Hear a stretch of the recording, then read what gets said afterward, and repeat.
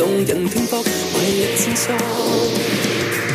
人人都可一刻迸發閃光，人物交織歲月裏成就一起共創。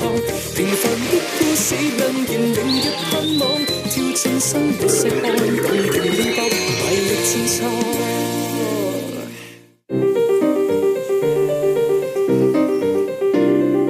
佢喺工廠成長，幫客人做研發、搞生產，實現嘅係人哋嘅諗法。你做嚟做去，你都係幫人做啦。你唔會知道我做咩產品嘅，可能有啲產品你賣過，你唔會知道係我做。佢想喺產品上貼自己嘅品牌，工廠老闆踏上創科路，研發出一個又一個同聲音有關嘅產品。佢要好強調我哋香港產品係得嘅，最好就飛升國際嘅。我覺得佢呢個追求係同我其他見到一般嗰啲廠係有少少分別嘅。產品帶住佢由工廠走入市場，一步又一步行到以前冇諗過去嘅地方。每個 product 咧，其實你做咗佢出嚟之後，佢好似有個生命咁樣，佢會帶你行落去，行到啲咩你唔知。如果呢個產品係啱嘅話，佢就慢慢帶你行到你應該行嘅地方。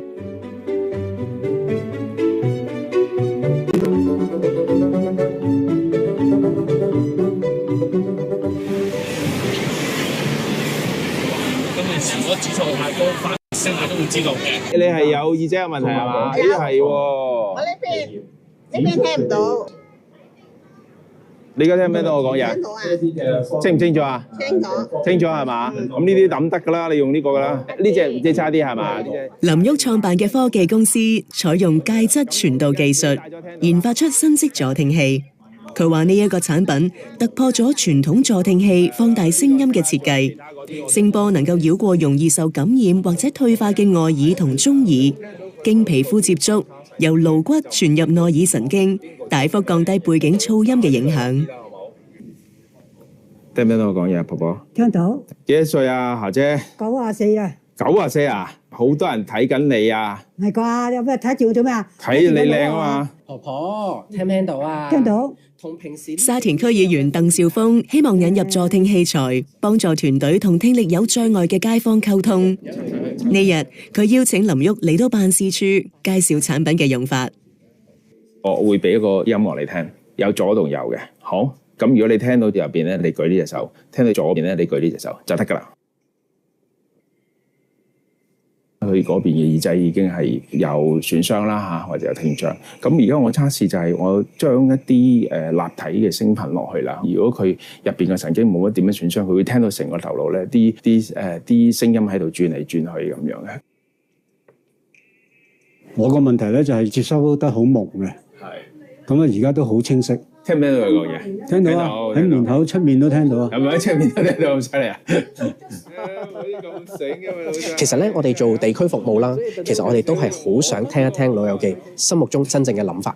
所以如果呢一個科技能夠幫助到我哋喺社區聽到大家嘅意見咧，呢一樣嘢係非常之有幫助嘅。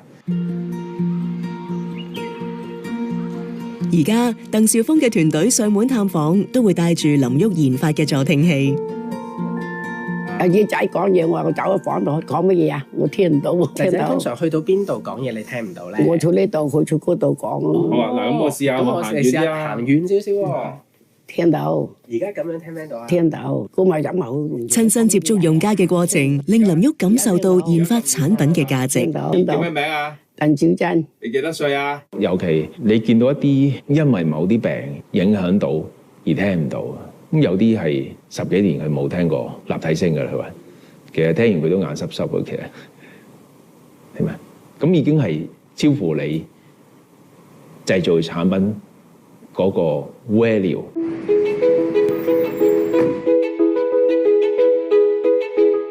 做廠最緊要一樣嘢就係話，你幾靚間廠都冇用啊！你要有工人噶嘛。林旭創業超過10年，而家喺內地設有研發嘅辦公室，亦有經營生產線，經常中港兩邊走。呢一日佢就要上惠州嘅工廠視察。呢一條半自動生產線生產嘅係發音體嘅主要部件。基本上我所做嘅產品咁多年都有發音體喺入邊，由幾多個 hertz 去到幾多個 hertz 咁樣。呢個頻段咧，其實咧係嗰個精準度咧係好影響到你出嚟嗰個效果㗎。開頭我哋係大部分人手做嘅，嗰個精準度冇咁高啊，所以就要用機器去幫手。而家即係話換咗呢個之後嘅話，後面嗰個人工減少咗好多咯。林旭讀產品設計之前，主要做代工生產，接一啲歐美品牌嘅訂單，按佢哋嘅諗法去做研發。一直以嚟嘅工作唔講求創意，反而令佢學識實事求是。喺工廠嘅成長咧，你會知道一樣嘢。喺設計上嚟講，你可以好天馬行空，你去幾靚啊，或者你個功能幾好，但係實際上你量產係另一回事㗎。有啲項目咧係佢一落單係超過50萬隻啊，咁其實你多2粒螺絲就多好多錢㗎。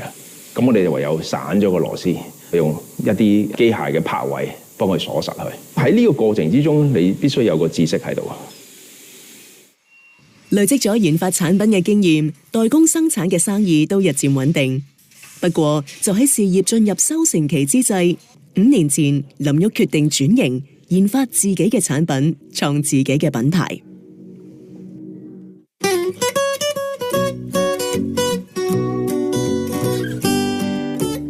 你做嚟做去，你都係幫人做啦，你唔會知道我做咩產品嘅。有啲項目去到後期咧，嗰個創新性係好低嘅。佢哋要求嗰啲都係一啲 common 嘅嘢啦，啲客，因為佢哋聽唔到個 whistle。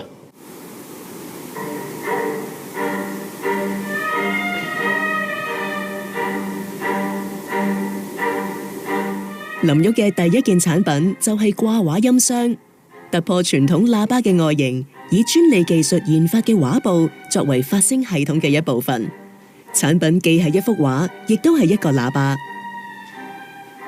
即係我啲朋友好靚嘅，有啲畫得嘅，但係佢冇個途徑去買。我可唔可以做到一啲產品，將 artist 嘅嘢加啲新嘅元素落去 combine 咧？發覺原來我可以用到一塊特別嘅材料，係可以代替咗其中一個發音嘅元素。而呢個材料可以畫到畫，跟住慢慢就研發咗，就做咗呢個產品出嚟。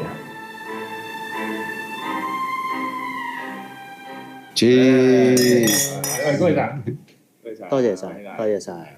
咁總言之就林旭嘅畫家朋友 Eric 以佢研發嘅掛畫音箱作為創意平台，將科技融入呢一次畫展之中。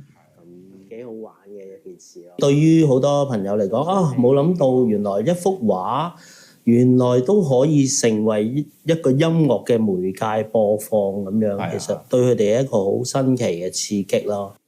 遇到你呢個嘅即係 product 啦，咁變咗繼續嘅創作，我就會多咗個即係層次啊，係冇啊？好神奇喎，咁薄就可以發聲。一來佢會震啦，二來有聲啦，嗰個過程就係我會再去深一層，去用音樂去領會點樣去繼續去創作我呢一個作品咯。地方細啊嘛。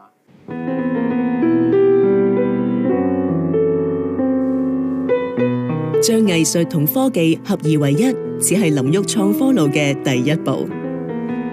諗翻起啱啱做研發嗰陣時咧，由一張好普通嘅纖維，咁一直我哋堅持去做啦，到今日已經達到一個質量可以量產啊，而且喺市場度接受，係一個好大嘅鼓舞嚟。當初諗嘅嘢或者投入嘅嘢係實現咗啦，咁可以繼續下一程，可以繼續下一個產品。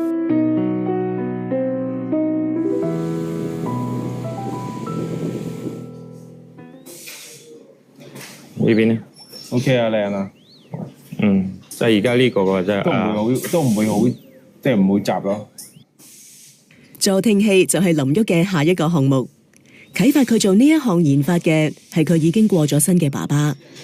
當年爸爸聽力衰退，但係始終抗拒用家人購買嘅助聽器，於是擅長做研發嘅林旭集齊好多傳統嘅助聽器，逐一拆開研究，睇下有冇改良嘅方法。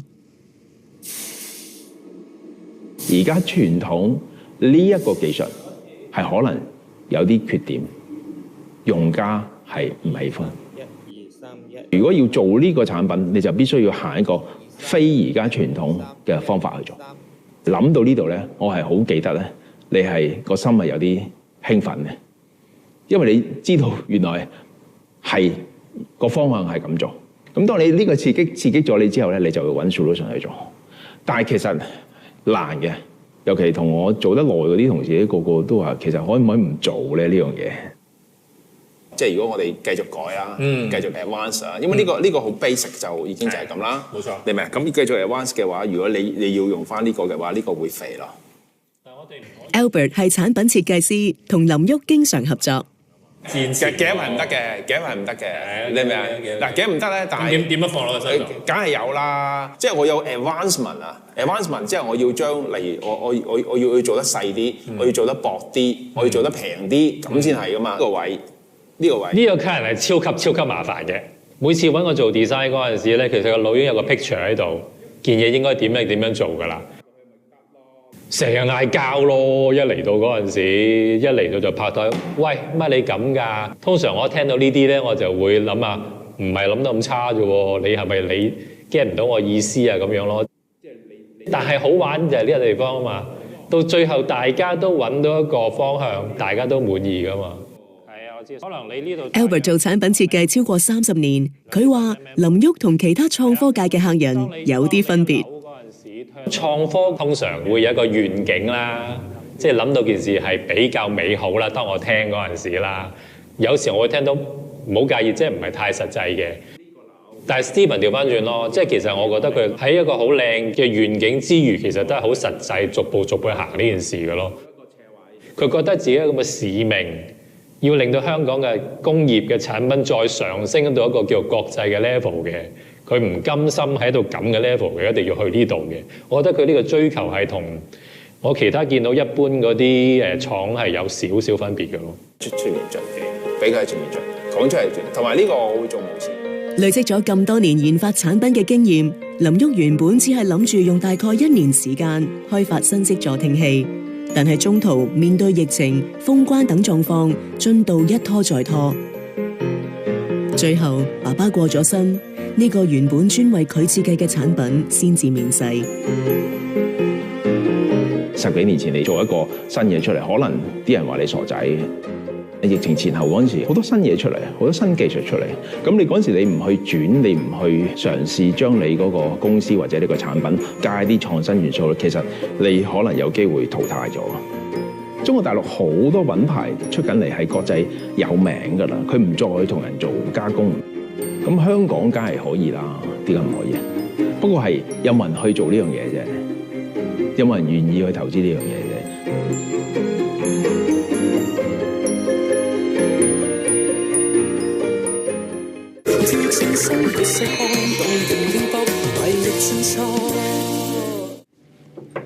喂，顏醫生，你好。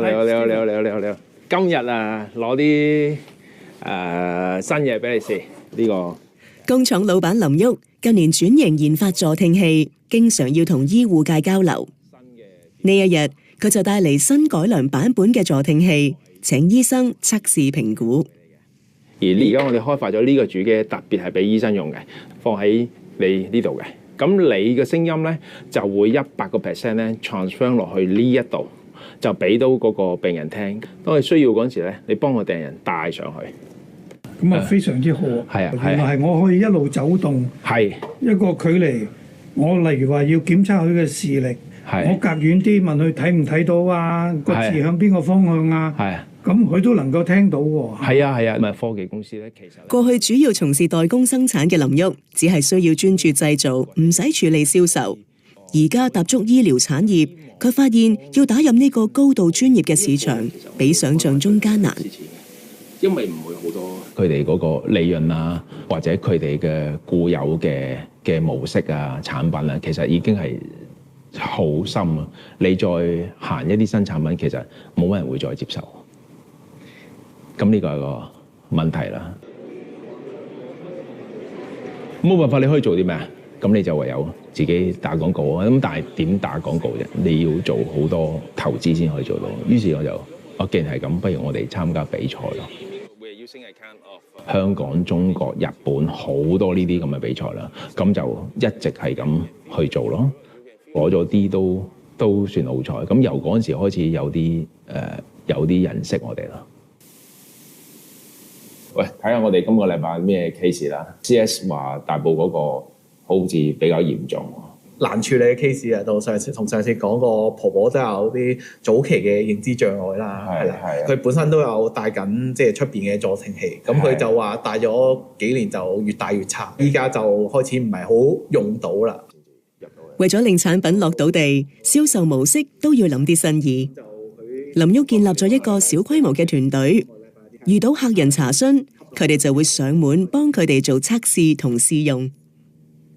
本身係註冊護士嘅 Elvis 係團隊嘅成員之一。等你可以嘗試認識完佢一排，就已經開始幫佢去做上門測試啊，同埋試用。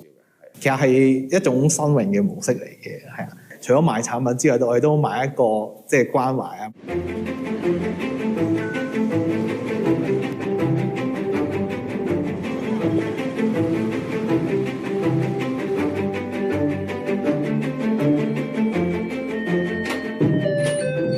Hello， 婆婆，係咪？我哋上門做呢個助聽器測試啊。係啊，聽電話淨係呢隻，呢隻聽唔到乜滯，人哋同我傾，不過我就叫人哋大聲啲咁多啊。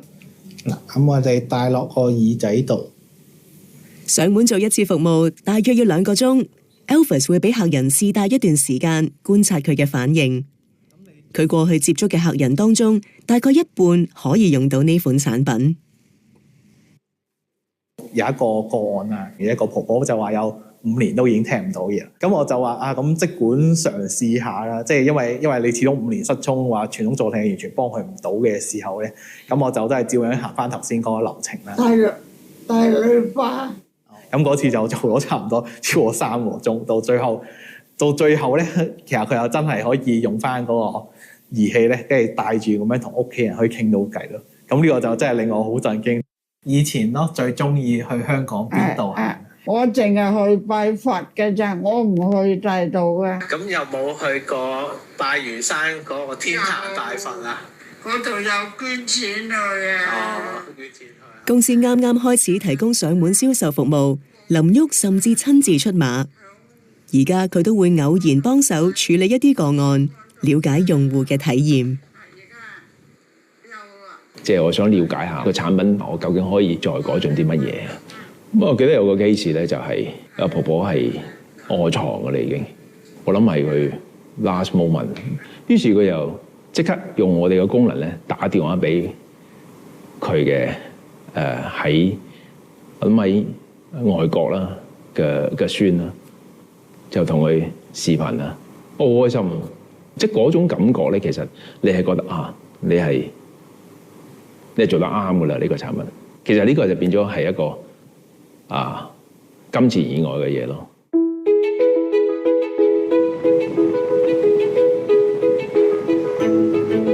林旭研發嘅產品帶住佢走出工廠，走入市場，仲帶住佢走出香港，去一啲根本唔認識嘅地方。出嚟嘛？OK。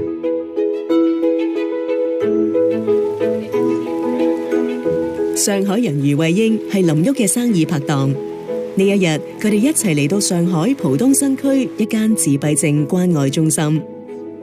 林旭嘅朋友喺呢度做義工，發現呢度有唔少聽障嘅學生，於是請佢嚟俾啲學生試下用佢嘅助聽器。這裡有多少個小朋友啊？80多位小朋友，極少部分是有聽力障礙的。係有大概多少個？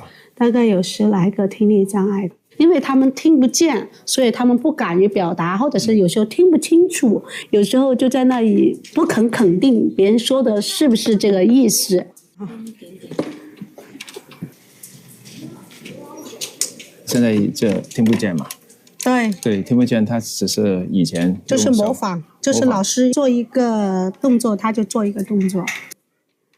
李瑩同安安兩姊妹自小就有聽力障礙，一邊耳仔完全聽唔到。之前戴過傳統助聽器，但係因為雜音太大，所以冇堅持戴落去。他聽得不清楚，他就很自卑，他又怕回應別人錯，所以他就跟別人就也一樣的會說話，但是他就不跟別人交流。我就擔心他們一直這樣下去，其實他們能跟別人正常互動和交流，那他這個功能就會退化，就完全沒有了。本身做出口貿易生意嘅余慧英決定贊助兩姊妹試下用呢款助聽器。聽到嗎？好大聲說，聽到嗎？聽到嗎？現在聽到嗎？有聲音嗎 ？OK， 你叫什麼名字？聽到嗎？聽到 OK。你說我叫李瑩，我叫李瑩。我叫李瑩，瑩，对，好，跟叔叔說，我叫李瑩，好 ，OK 啊 ，OK 啊，李瑩，他沒有這麼輕視過，讓他第一次，哎，這個東西我可以了，我不要讓別人嘲笑我了，因為他有時候聽不見別人喊他的時候，沒少了，就叫他聾子啊。但他今天聽到很清楚的時候，他那種開心和驕傲是那種寂靜心智一下子唰就打開了。好的，你猜，哎，太棒了。余慧英嘅爸爸在生嘅時候都有聽障問題，同樣因為唔想受傳統助聽器雜音干擾而唔肯佩戴。余慧英決定同林旭合作，將呢款創新助聽技術推廣到內地市場。坐下。這個助聽耳機對我來說是一個跨行業的，但是在跨行業的過程當中，我覺得它非常有意義。它不是像我其他的一些行業，只是為了賺錢。我能做的就是去推廣它，讓更多的視聰人員，不管年紀輕的、年紀大的，都能夠享受到這個產品的福利。你畫的？不是你畫的。你的，他是我的，這是你畫。你哋可能覺得啊，我哋攞個產品去幫佢哋啦。其實我覺得來裏係佢哋幫翻我哋，佢哋用咗我哋個產品，肯定咗我哋以前嘅做嘅嘢啦。亦都係俾咗個方向，我哋以後將會或者應該要做啲乜嘢。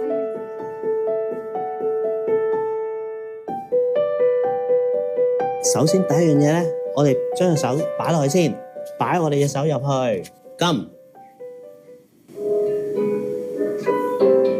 有咩特別啊？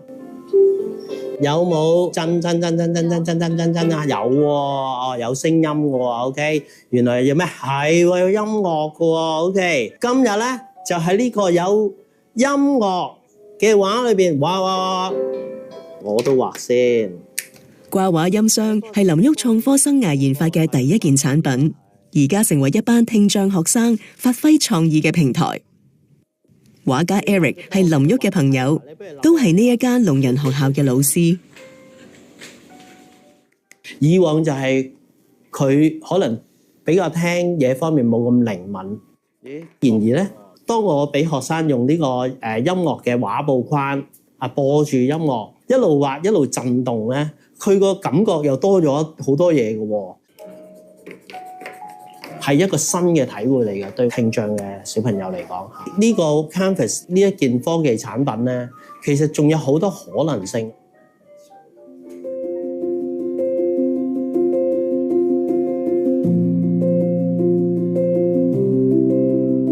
以前做產品，你只係做到佢點勁啊，個功能點好啊，個外觀點好。但係其實你而家行到落用家嗰陣時，你接觸得到之後，其實哇，原來唔係喎，你個產品係要幫呢個長者。呢個其實而家係做咗第一步，先至知第二步點行。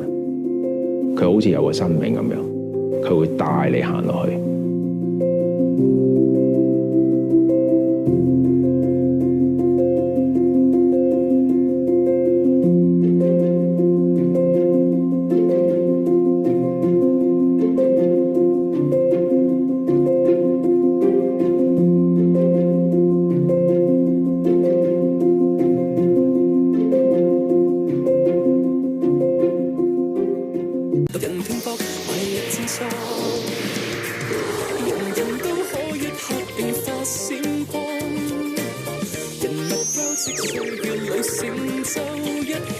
創，平凡的故事亮然明日盼望，挑戰生活細看，動人面薄，懷力戰錯。